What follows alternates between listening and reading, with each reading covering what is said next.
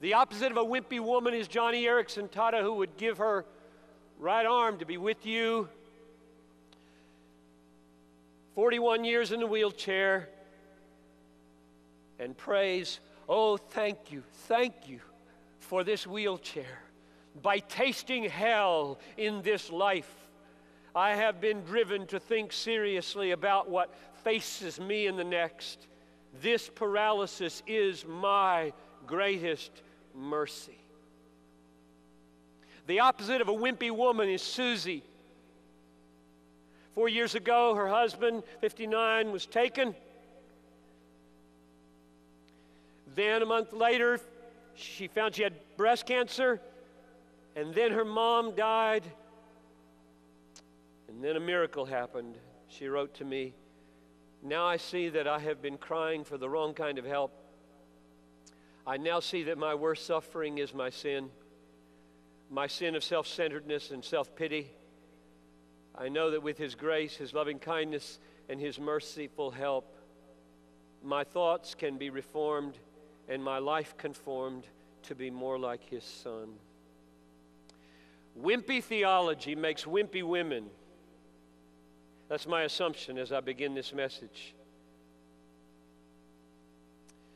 Wimpy theology does not give a woman a God big enough, strong enough, wise enough, good enough to handle the realities of life in a way that enables her to magnify Him and His Son all the time. It's not big enough.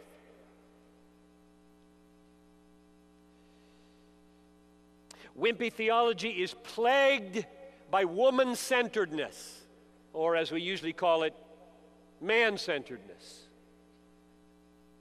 Wimpy theology doesn't have a granite foundation of God's sovereignty underneath. It doesn't have the steel structure of a great God-centered purpose for all of human existence, including the worst of it.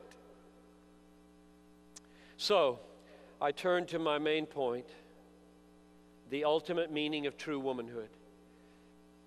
And I start by stating that solid steel structure of God's ultimate purpose in all things. God's ultimate purpose for the universe and all of history and your life is to display the glory of Christ in its highest expression in His dying to make a rebellious people His bride. That's the reason the universe exists. To display the glory of God's grace in its highest expression as the Son of God dies to make a rebellious people His bride. Everything exists so that that can happen, and everything exists to highlight that and make much of that, especially you. God's ultimate purpose in creating the world and choosing to let it become this sin-racked world that it is so that the greatness of the glory of Christ could be put on display where He bought the rebellious bride at the cost of His life. Now that's based on texts. Let me give you a couple of them. Revelation chapter 13 verse 8 goes like this. Revelation chapter 13 verse 8, God is talking about writing names down in a book, and those that are in the book don't worship the beast. And He says, before the foundation of the world, in the book of life of the Lamb who was slain. So names are being written before the foundation of the world in a book. And the name of the book is the book of life of the Lamb who was slain. That is amazing. Before anything existed but God, Christ was crucified in God's mind for sin that didn't exist anywhere in the universe. That's amazing. That's not wimpy. And it doesn't produce wimpy women. It is staggering to think that God was planning the death and slaughter, that's the word slain, sphagizomai, the slaughter of his Son before the universe was made. Why? Here's the other text. This is Ephesians 1:5 and 6. In love, he predestined us for adoption as sons through Jesus Christ unto the praise of the glory of his grace. And there isn't anything on the other side of that design. Like that's a means to anything. It isn't.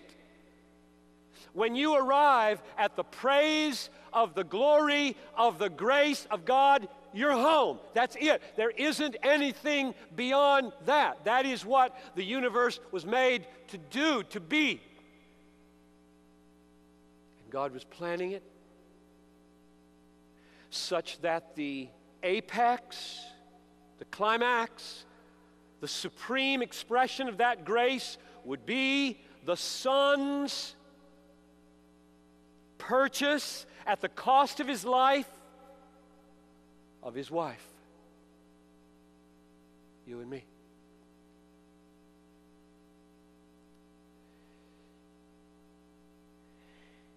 Listen to Ephesians 5:25. Husbands, love your wives as Christ loved the church. There's the parallel. Husbands loves wives.